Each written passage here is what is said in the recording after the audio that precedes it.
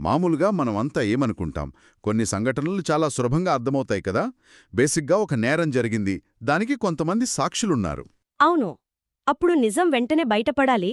Yeah exactly. ఎవరో ఒకరు తప్పు చేసుంటారు, దాన్ని చూసిన వాళ్ళు ఏం జరిగిందో ఉన్నది ఉన్నట్లుగా చెబుతారు, ఆ తర్వాత దోషి ఎవరో తెలిపోతుంది. ఒక రకంగా న్యాయం గెలుస్తుంది కదా. కరెక్ట్. ఒక లెక్కలాగా చాలా స్పష్టంగా ఉండాలి అని మనం ఆశిస్తాం. కానీ ఆ, మనం ఈరోజు చేయబోయే ఈ లోతైన విశ్లేషణలో ఒక విచిత్రమైన పరిస్థితి గురించి మాట్లాడుకుందాం. ఒక హత్య జరిగింది, ముగ్గురు సాక్షులున్నారు. తీరా విచారణలో ఆ నలుగురూ ఒకే సంఘటన గురించి ఒకరికొకరు పొంతనలేని వేర్వేరు కథలు చెబితే ఎలా ఉంటుంది? ఓ, అది చాలా గందరగోళంగా ఉంటుంది కదా. ఖచ్చితంగా. వాళ్ళెవరూ కావాలని అబద్ధాలు చెప్పట్లేదు, వాళ్ల మెదడు వాళ్ళకలాగే గుర్తు చేస్తోంది. అప్పుడొక భయంకరమైన ప్రశ్నొస్తుంది. నిజంగానే ఒక్కటేనా, లేక మనిషి మనసే తనకు కావలసిన నిజాన్ని సృష్టించుకుంటోందా? అంటే సబ్జెక్టివ్ ట్రూత్ గురించి మాట్లాడుతున్నామన్నమాట. అవును. అకిరా కురోసావా డైరెక్ట్ చేసిన 1950 నాటి అద్భుతమైన సినిమా రషెమోన్ ద్వారా ఈ ఆలోచన వెనుక ఉన్న లోతైన అర్థాన్ని ఈరోజు మనం ప్రశాంతంగా పరిశీలిద్దాం. దీనికోసం క్రిటీరియన్ కలెక్షన్, వ్యాసాలు, Roger Ebert analysis, sight and sound పత్రికలోని అంశాలు, ఇంకా బిఎఫ్ఐ ఆర్కైవ్స్ ఆధారంగా చేసుకుని ఈ అంతుచిక్కని నిజం వెనుకున్న రహస్యాన్ని ఛేదిద్దాం. తప్పకుండా. బేసిక్గా ఈ సినిమా గురించి మాట్లాడుకునే ముందు అసలు ఈ ఆలోచన ఎక్కడనుంచి పుట్టింది, ఏ పరిస్థితుల్లో పుట్టిందనేది మనం అర్థం చేసుకోవాలి. అంటే 1950ల నాటి జపాన్ వాతావరణం గురించే కదా మీరు చెప్పేది? యా అదే. రెండో ప్రపంచ యుద్ధం ముగిసిన వెంటనే ఉన్న జపాన్ పరిస్థితది. జపాన్ అప్పటికే ఘోరమైన ఓటమిని చవిచూసింది. అణుబాంబు దాడులతో దేశం మొత్తం చిన్నాభిన్నమైంది. అంతకంటే ముఖ్యంగా ఒక పెద్ద సంఘటన జరిగింది. దేవుడిగా భావించిన జపాన్ చక్రవర్తి తాను ఒక సాధారణ మనిషినే అని రేడియోలో ప్రకటించాడు. వావ్! అంటే దేవుడు అని నమ్మిన వ్యక్తి తాను మనుషునే అని చెప్పడం పెద్ద షాక్ కదా. అవును, చాలా పెద్ద షాక్ అది. అప్పటివరకు జపనీయులు నమ్మిన నిజాలు, వాళ్ల జాతి అహంకారం అవన్నీ పటాపంచలైపోయాయి. ఏది నిజం, ఏది అబద్ధం అనేది ఎవరికీ స్పష్టంగా తెలియని ఒక ఐడెంటిటీ క్రైసిస్, ఒక మానసిక సంక్షోభం నెలకొంది. ఆ గందరగోళ వాతావరణంలోయే కురోసావా ఈ ప్రయోగానికి శ్రీకారం చుట్టారు. అంటే ఆ దేశం ఎదుర్కొంటున్న అస్తిత్వ సంక్షోభం ఈ సినిమా కథకు ఒక రకమైన పునాది లాంటిదన్నమాట. బిఎఫ్ఐ ఆర్కైవ్ చదువుతున్నప్పుడు నాకు ఈ విషయం చాలా ఆసక్తికరంగా అనిపించింది. కురోసావా ఈ కథను చెప్పడానికి ఎంచుకున్న ప్రదేశం కూడా చాలా ప్రత్యేకమైంది. అవును, ఆ రషోమోన్ గేట్ కదా. కరెక్ట్. శిథిలావస్థలో ఉన్న ఆ భారీ ద్వారం కింద వర్షం పడుతుండగా ముగ్గురు వ్యక్తులు కూర్చుని ఒక హత్య గురించి మాట్లాడుకుంటూ ఉంటారు.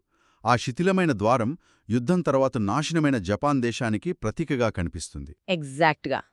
అయితే ఇక్కడ నన్ను బాగా ఆశ్చర్యపరిచిన విషయం ఇంకోటుంది. అప్పటివరకు ప్రపంచ సినిమాలో కథను ఒకే కోణంలో చెప్పడం అలవాటు. కాని కురోసావా తొలిసారిగా ఆ మల్టీపాస్పెక్టివ్ స్టోరీ టెల్లింగ్ అంటారు గదా, బహుళ కోణాల్లో కథను చెప్పే విధానాన్ని తెరమీదకు తీసుకొచ్చారు. దీన్ని మనం ఇలా అర్థం చేసుకోవచ్చా? అంటే ఒకే కారు ప్రమాదాన్ని 4 వేర్వేరు వీధుల్నుంచి చూసిన నలుగురు వ్యక్తులు తమకు కనిపించిన కోణమే పూర్తి నిజం అని వాదిస్తే ఎలా ఉంటుందో అలా అనుకోవచ్చా? యాక్చువల్గా చాలా మంచి ఉదాహరణ చెప్పారు. ఖచ్చితంగా అంతే. సాధారణంగా మనం సినిమా చూస్తున్నప్పుడు స్క్రీన్ మీద ఏం కనిపిస్తే అదే నిజమని మన మెదడు ఫిక్స్ అయిపోతుంది. దీనినే సినిమాల్లో నరేటివ్ రిలయబిలిటీ లేదా కథాపరమైన నమ్మకం అంటారు. అంటే దర్శకుడు ఏం చెప్తే అది మనం గుడ్డిగా నమ్మేస్తాం. అవును. కాని ఈ సినిమాలో దర్శకుడు ఆ నమ్మకాన్ని ఉద్దేశపూర్వకంగానే బ్రేక్ చేశాడు. అడవిలో ఒక సమురాయ్ హత్య చేయబడతాడు. అక్కడ ఉన్నది ముగ్గురే వ్యక్తులు: బందిపోటు దొంగ తజోమారు, ఆ సమురాయ్, ఇంకా అతని భార్య. కాని విచారణలో ఒక్కొక్కరూ చెప్పే కథ వింటుంటే ఎవరికివారు తమకు అనుకూలంగా నిజాన్ని ఎలా అల్లుకుంటారో మనకు కనిపిస్తుంది. నిజమనేది ఎవరికివారు చెప్పుకునే కథగా మారిపోతుంది. కరెక్ట్. ఇక్కడ కురోసావా వాడిన ఒక సినిమా టెక్నిక్ గురించి మనం మాట్లాడుకోవాలి. ఆయన కెమెరాను నేరుగా సూర్యుడి వైపు పెట్టి షూట్ చేశాడు. డైరెక్ట్గా సూర్యుడివైపా? అప్పట్లో అలా చేయకూడదు కదా రూల్స్ ప్రకారం. అవును, అది సినిమా వ్యాకరణానికి విరుద్ధం అప్పట్లో. కాని చెట్ల ఆకుల మధ్యనుంచి పడే ఆ సూర్యకిరణాలు ముక్కలు ముక్కలుగా అస్పష్టంగా కనిపిస్తాయి. సత్యం కూడా అలాగే అస్పష్టంగా, ఎవరికీ పూర్తిగా చిక్కకుండా ఉంటుందనే తాత్వికతను ఆయన ఆ షాట్స్ ద్వారా చెప్పారు. ఓహ్ వావ్! ఆ వెలుతురు ముక్కలు సత్యానికి ప్రతీక అన్నమాట. చాలా బ్రిలియంట్గా ఉంది. సరే, ఇప్పుడు ఈ భిన్నమైన కథల లోపలికి వెళ్దాం. ఎందుకంటే రోజర్ ఈబర్ట్ తన రివ్యూలో ఈ 4 కథల వెనుక ఉన్న సైకాలజీ గురించి చాలా అద్భుతంగా రాశారు కదా. అవును, ఒక్కొక్కరి కథలో ఒక్కో రకమైన సైకాలజీ దాగి ఉంది. ముందుగా బందిపోటు దొంగ తజోమారు కథ చూద్దాం. తాను ఆ సమురాయిని వెనుక నుంచి మోసం చేసి చంపలేదని, కత్తి యుద్ధంలో చాలా వీరోచితంగా పోరాడి గెలిచానని చెబుతాడు. ఆ భార్య కూడా తన పరాక్రమాన్ని చూసి ఇష్టపడిందని చెబుతాడు. తనను తానొక హీరోగా ప్రొజెక్ట్ చేసుకుంటాడక్కడ. కరెక్ట్. ఆ తర్వాత ఆ సమురాయి భార్య వంతు వస్తుంది. బందిపోటు దొంగ తనను క్రూరంగా అనుభవించి వెళ్ళిపోయాక తన భర్త తనను సానుభూతితో చూడకుండా ఎంతో అసహ్యంగా చూశాడని చెబుతుంది. అవును, ఆ చూపులు భరించలేక మతిస్థిమితం కోల్పోయి తన భర్తను తానే చంపేశానని చెబుతుందామె. ఇది వినడానికి చాలా డిస్టర్బింగ్గా ఉంది కదా. ఇక మూడో సాక్ష్యమేంటంటే, చనిపోయిన సమురాయ్ ఒక మాధ్యమం అంటే ఒక మీడియం ద్వారా వచ్చి తన కథ చెబుతాడు. తన భార్య దొంగతో చేతులు కలిపి తనకు ద్రోహం చేసిందని, ఆ అవమానం భరించలేక తానే తన కత్తితో పొడుచుకుని ఆత్మహత్య చేసుకున్నానని చెబుతాడు. అవును, దీన్నే వాళ్ళు సెప్పుకు అంటారు, వాళ్ళ గౌరవం కోసం చేసుకునే ఆత్మహత్య. యాక్చువల్గా ఈ మూడు కథలు వింటుంటే నాకొక పెద్ద డౌటొస్తోంది. ఆ పాత్రలు ఉద్దేశపూర్వకంగా న్యాయమూర్తికి అబద్ధాలాడుతున్నారా? అంటే శిక్ష నుంచి తప్పించుకోవడానికో, లేదా కావాలని పక్కవాళ్ల మీద నెపం నెట్టడానికో అలా ప్లాన్ చేసి అబద్ధాలు చెబుతున్నారా? ఇక్కడే ఉంది అసలైన సైకలాజికల్ ట్విస్ట్. మీరు సైట్ అండ్ సౌండ్ అనాలిసిస్ కానీ క్రిటీరియన్ వ్యాసాలు కానీ చదివితే వాళ్ళు స్పష్టం చేసేది ఒకటే. అదేంటి? వాళ్ళు ప్రణాళిక వేసుకుని కోర్టును తప్పుదోవ పట్టించడానికి అబద్ధాలాడటం లేదు. వాళ్ళు ఇతరులను మోసం చేయడం కంటే ముందు తమను తాము మోసం చేసుకుంటున్నారు. అంటే వాళ్ళకు వాళ్లే అబద్ధం చెప్పుకుంటున్నారా? అవును, ఇక్కడే మనిషి మెదడు చేసే ఒక విచిత్రమైన మాయ దాగి ఉంది. బేసిక్గా మన జ్ఞాపకశక్తి అనేది ఒక వీడియో కెమెరాలాగా రికార్డ్ చెయ్యదు. అది ఎప్పుడూ నిష్పాక్షికంగా ఉండదు. మన జ్ఞాపకాలు మన అవసరాలకు తగ్గట్టుగా ఎప్పటికప్పుడు తిరిగి రాయబడుతూ ఉంటాయి. తిరిగి రాయబడటం అంటే మనం కళ్ళారా చూసిన దాన్ని కూడా మన మెదడు మార్చేస్తుందా? దానికి అంత అవసరమేమొచ్చిందసలు? మార్చేస్తుంది. దీనికి కారణం కాగ్నిటివ్ డిసానెన్స్ అని సైకాలజీలో అంటారు. మన మనస్సులో రెండు విరుద్ధమైన ఆలోచనలు ఉన్నప్పుడు మెదడు తట్టుకోలేదు. ముఖ్యంగా మనిషి ఎప్పుడూ తనను తాను కాపాడుకోవడానికి, తన ఆత్మగౌరవాన్ని లేదా ఈగోని నిలబెట్టుకోవడానికి ట్రై చేస్తాడు. ఈ ప్రయత్నంలో తెలియకుండానే మన మెదడు ఆ సంఘటనలను మనకు అనుకూలంగా మలుస్తుంది. ఓ, ఇది నిజంగా భయపెట్టే విషయమే. మీరిందాక చెప్పిన పాత్రల కథలనే దీనికి కనెక్ట్ చేసి చూస్తే చాలా స్పష్టంగా అర్థమవుతుంది గదా. అవును కదా. మీరు ఆ బందిపోటు దొంగనే చూడండి. అతనికి తానొక గొప్ప వీరుడననే అహంకారముంది. ఒకరిని వెనుకనుంచి చంపే పిరికివాడిగా తనను తాను ఊహించుకోలేడు. అందుకే ఘోరమైన యుద్ధం జరిగిందని అతని మనసు నమ్మింది. కరెక్ట్. అలాగే భార్య విషయానికొస్తే తానొక నిస్సహాయురాలైన బాధితురాలని, సమాజం తనను జాలిగా చూడాలనే కోరిక ఆమెది. తన భర్త చావుకి తన స్వార్థం కాదు కారణం, ఆ అసహ్యమైన చూపులే కారణం అని ఆమె మెదడు ఒక కథను క్రియేట్ చేసింది. ఖచ్చితంగా. ఇక సమురాయి అయితే యుద్ధంలో ఓడిపోయి చనిపోవడం అనేది ఒక సమురాయికి తీరని అవమానం. అందుకే చావులో కూడా ఆ ఈగో చావలేదు. దొంగచేతిలో ఓడిపోలేదని తన గౌరవాన్ని కాపాడుకోవడానికి తనంతట తానే ప్రాణాలు తీసుకున్నానని చెబుతాడు. అంటే ఎవరి కథలో వారు హీరోలు లేదా సింపతి పొందాల్సిన బాధితులు. ఎవ్వరూ తమ కథలో తాము విలన్గా ఉండటానికి ఇష్టపడరు. అదే పాయింట్. ఎవ్వరూ విలన్ అవ్వాలనుకోరు. ఇది వింటుంటే మనిషి అహంకారం ఎంత పవర్ఫుల్ అనేది అర్థమవుతోంది. తమ తప్పులను కప్పిపుచ్చుకోవడానికి వాళ్ల మనసే ఒక కొత్త కథను రాసి వాళ్ల అహంకారానికి రక్షణ కవచంలా నిలబెట్టిందనమాట. దీన్నే మనం సబ్జెక్టివ్ ట్రూత్ లేదా ఆత్మాశ్రయ సత్యమంటామా? 100% అదే. పర్స్పెక్టివ్ అంటే దృక్కోణమే వాస్తవాన్ని నిర్ణయిస్తుంది అనేది దీని సారాంశం. మన అనుభవాలు, మన భయాలు, మన కోరికలు, మన ఈగో ఇవన్నీ కలిపి ఒక ఫిల్టర్లా మారతాయి. ఆ ఫిల్టర్లో నుంచే మనం లోకాన్ని చూస్తాం. అందుకే అక్కడ జరిగింది ఒకటే సంఘటన అయినా దాన్ని అనుభవించిన వారి జ్ఞాపకాలు వేరు. అవును. ఈ సినిమా గొప్పతనమేమిటంటే ఇక్కడ ఎవ్వరూ 100% అబద్ధం చెప్పట్లేదు, అలాగని ఎవ్వరూ పూర్తి నిజం కూడా చెప్పట్లేదు. అయితే ఇక్కడ ఇంకో ముఖ్యమైన క్యారెక్టర్ గురించి మనం మాట్లాడుకోవాలి కదా. ఆ అడవిలో కట్టెలు కొట్టుకునేవాడున్నాడు. అతను ఈ నేరంలో భాగస్వామి కాదు, జస్ట్ ఒక బయటి వ్యక్తి, ఒక సాక్షి మాత్రమే. అవును, వుడ్ కటర్. అతని సాక్ష్యం కూడా చాలా కీలకం. అతను చెప్పిన కథ ప్రకారం దొంగ మరియు సమురాయి ఇద్దరూ వీరుల్లాగా పోరాడలేదు. ఇద్దరు పిరికివాళ్లలాగా భయపడుతూ ఒకరినొకరు అసహ్యంగా తోసుకుంటూ ఉంటారు.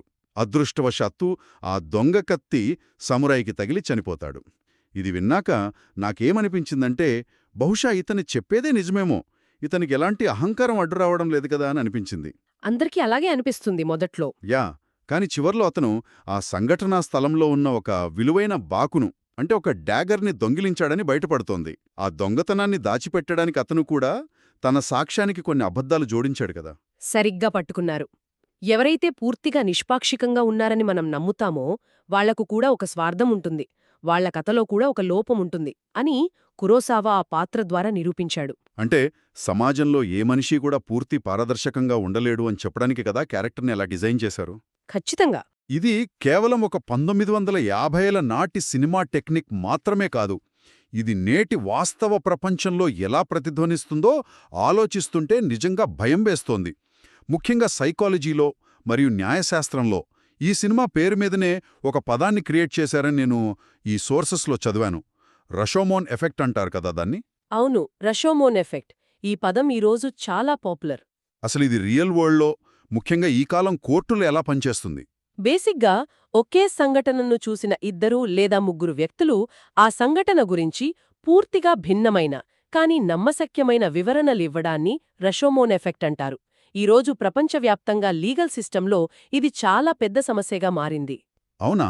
అంటే ప్రత్యక్ష సాక్ష్యాలను కూడా నమ్మలేమా ఇప్పుడు? అవును. ఒకప్పుడు కంటితో చూసిన సాక్ష్యమే అత్యంత బలమైనది అని నమ్మేవారు. కాని ప్రత్యక్ష సాక్షులు చెప్పే విషయాలు ఎప్పుడూ నమ్మదగినవి కావని మోడర్న్ సైకాలజిస్టులు, క్రిమినాలజిస్టులు పదే పదే నిరూపిస్తున్నారు. ఒక ప్రమాదం లేదా నేరం జరిగినప్పుడు ఆ భయం వల్ల లేదా వాళ్లకు అంతకు ముందే ఉన్న పక్షపాత వైఖరి వల్ల సాక్షుల మెదడు ఆ సంఘటనను ఉన్నదున్నట్లుగా రికార్డ్ చెయ్యదు. అంటే మధ్యలో గ్యాప్స్ వస్తాయా? యా, మెదడు ఎప్పుడూ ఆ గ్యాప్స్ని లేదా ఖాళీలను భర్తీ చేయడానికి ట్రై చేస్తుంది. ఆ ఖాళీలల్లో తమకు అనుకూలమైన సమాచారాన్ని నింపేస్తుంది. ఇక్కడే నాకు ఆలోచన వస్తుంది. ఇదంతా వింటుంటే ఒక పెద్ద అద్దం కింద పడి ముక్కలు ముక్కలుగా పగిలిపోయినట్లు అనిపిస్తోంది. ఆ భిన్నమైన సాక్ష్యాల నుండి ఒకే నిజాన్ని వెతకడమంటే పగిలిపోయిన అద్దాన్ని మళ్లీ అతికించి నిజమైన ప్రతిబింబాన్ని చూడాలనుకోవటం లాంటిదే కదా. చాలా మంచి ఎనాలజీ ఇది. ప్రతి అద్దం ముక్క ఒక నిజాన్ని చూపిస్తుంది, కాని ఏ ముక్క పూర్తి నిజాన్ని చూపించదు. ఇంటినే మళ్లీ కలిపితే పూర్తి నిజం తయారవుతుందని మనం ఆశిస్తున్నాం కదా. కాని రోజర్ ఈబర్ట్ తన రివ్యూలో చెప్పినట్లు కురసావా ఉద్దేశం అది కాదు. అంటే ముక్కలు కలిపినా నిజం రాదా? రాదు. ఎందుకంటే ఆ పూర్తి అద్దం లేదా ఆబ్జెక్టివ్ ట్రూత్ అనేది అసలు ఎప్పుడూ లేనేలేదు. ముక్కలు మాత్రమే ఉన్నాయి. ఎన్ని ముక్కలు కలిపినా అది ఒక కొత్త కథే అవుతుంది తప్ప పరమసత్యం కాజాలదు. I'm blowing. అసలు పూర్తి అద్దమనేది లేనే లేదు, ఉన్నవన్నీ ముక్కలే అంటారా? మరి అలాంటప్పుడు అసలు న్యాయం ఎలా జరుగుతుంది? మన సిస్టమంతా సాక్ష్యాల మీదే డిపెండ్ అయ్యింది గదా. కోర్టులో అందరూ ప్రమాణం చేసి నిజమే చెబుతున్నామని బలంగా నమ్ముతూ వేరువేరు కథలు చెబుతుంటే ఏ జడ్జైనా సరైన తీర్పు ఎలా ఇవ్వగలడు? ఒకవేళ ఈ రషోమోన్ ఎఫెక్ట్ అనేది పూర్తిగా నిజమైతే న్యాయం అందించడమనేది ఇంపాసిబుల్ కదా. ఇది చాలా సంక్లిష్టమైన ప్రశ్న. అందుకే ఆధునిక న్యాయశాస్త్రం కేవలం మనుషుల సాక్ష్యాల మీద మాత్రమే ఆధారపడటం లేదు. ఫోరెన్సిక్ ఆధారాలు, డిఎన్ఏ రిపోర్ట్లు, సీసీటీవీ ఫుటేజ్ లాంటి ఫిజికల్ ఎవిడెన్స్ వైపు ఎక్కువగా మొగ్గు చూపుతుంది. ఎందుకంటే టెక్నాలజీకి అహంకారం ఉండదు కాబట్టి. ఎగ్జాక్ట్లీ. దానికి ఈగో ఉండదు. కాని మనుషుల విషయానికి వస్తే న్యాయమనేది కూడా ఒక సాపేక్షమైన విషయమే అని మనం ఒప్పుకోక తప్పదు. చట్టమనేది సమాజంలో ఒక ఆర్డర్ తీసుకురావడానికి మనుషులు ఏర్పాటు చేసుకున్న ఒక వ్యవస్థ మాత్రమే. దానికి పరమసత్యాన్ని కనుక్కునే శక్తి లేదు. అంటే సత్యమనేది వెతికి పట్టుకోవడానికి వీలైన ఒక వస్తువు కాదు. అది కేవలం మన బుర్రలో ఒక పర్స్పెక్టివ్ మాత్రమే అని మనం అంగీకరించాలి కదా. ఇది కేవలం కోర్టులకే పరిమితం కాదు. మన డైలీ లైఫ్లో ప్రతిరోజూ మనం ఈ రషోమాన్ ఎఫెక్ట్ను చూస్తూనే ఉంటాం. అవును, ప్రతి చోటా కనిపిస్తుందిది. మన ఇళ్లలో భార్యాభర్తల మధ్య గొడవలు కావచ్చు, ఆఫీసుల్లో ఫ్రెండ్స్ మధ్య వాదనలు కావచ్చు. ఒకే గొడవ గురించి ఇద్దరు వ్యక్తులు చెప్పే విధానం వింటే ఇద్దరిదీ తప్పులేనట్టే అనిపిస్తుంది. నాకెప్పుడూ ఆశ్చర్యం వేస్తుంటుంది, ఎవరినడిగినా వాళ్లదే రైట్ అంటారు కదా అని. ఇప్పుడు నాకు అర్థమవుతుంది, వాళ్ళు కావాలని నాటకాలాడట్లేదు. వాళ్ల బుర్ర వాళ్లకి ఆ సంఘటనను అలాగే రికార్డ్ చేసి చూపిస్తోంది. వాళ్ల కథలో వాళ్లే హీరోలు. ముమ్మాటికి నిజం. అందుకే ఎవరైనా ఒక విషయాన్ని బలంగా వాదిస్తున్నప్పుడు మనం వాళ్ళు చెప్పే వాస్తవాలను మాత్రమే కాదు, ఆ వాస్తవాల వెనుక దాగి ఉన్న వాళ్ల దృక్కోణాన్ని, వాళ్ల ఈగోని కూడా అర్థం చేసుకోవడానికి